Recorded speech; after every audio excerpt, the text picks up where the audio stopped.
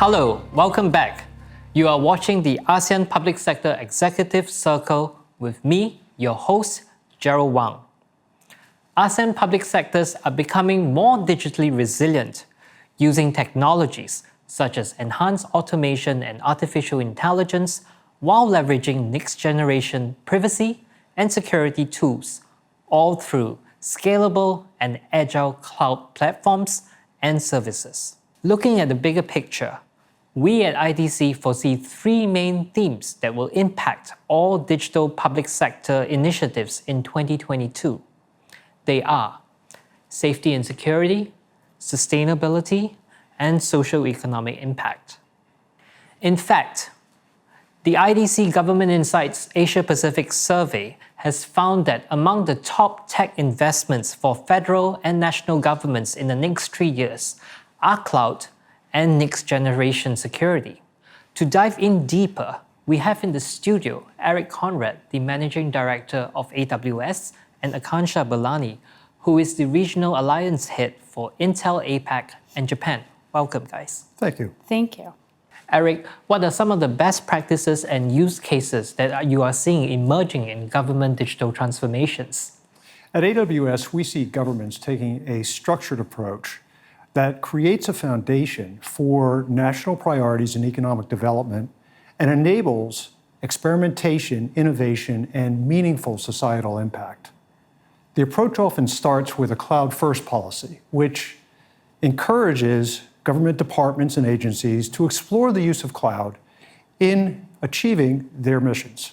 It also requires a shift in terms of their procurement mechanisms for cloud services that align with variable pay-as-you-go models versus today's big upfront fixed cost models, so that they're able to take advantage of the scalability and the full benefits of cloud.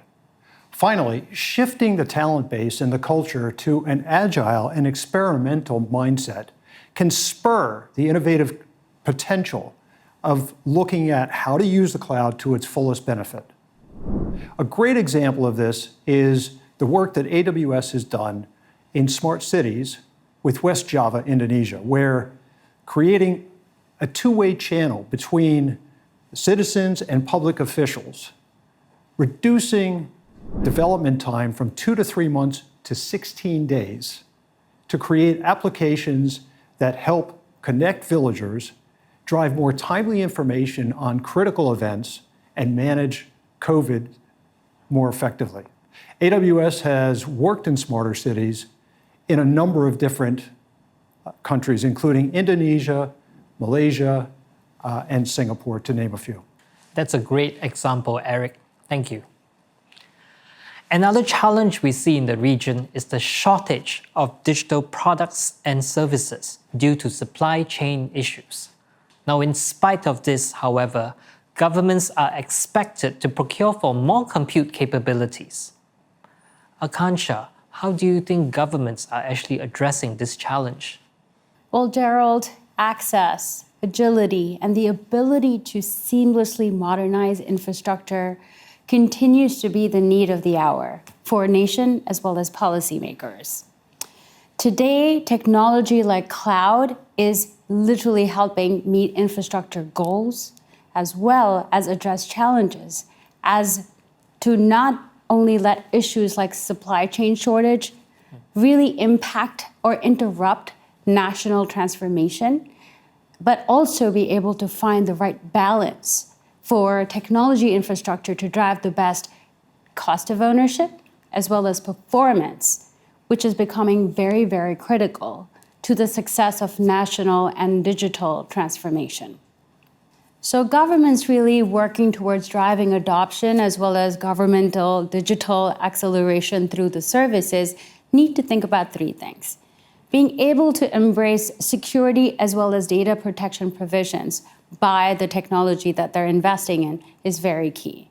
Number two is test running through collaborations as well as the partners that are helping them build that heterogeneous or cloud infrastructure by also being open to need analysis tools to build as well as customize for national digitization, very important. But last but definitely not the least is skilling up the workforce that is working on that infrastructure, whether it's their IT analysts, their cloud programmers, their developers, making sure that these teams really understand how they need to use cloud, how they need to use advanced technologies like artificial intelligence, like edge, and focusing on the performance through the optimizations and the optimizational capabilities that infrastructure has is really going to help them drive that adoption, meet those challenges through technology as safely and securely as possible.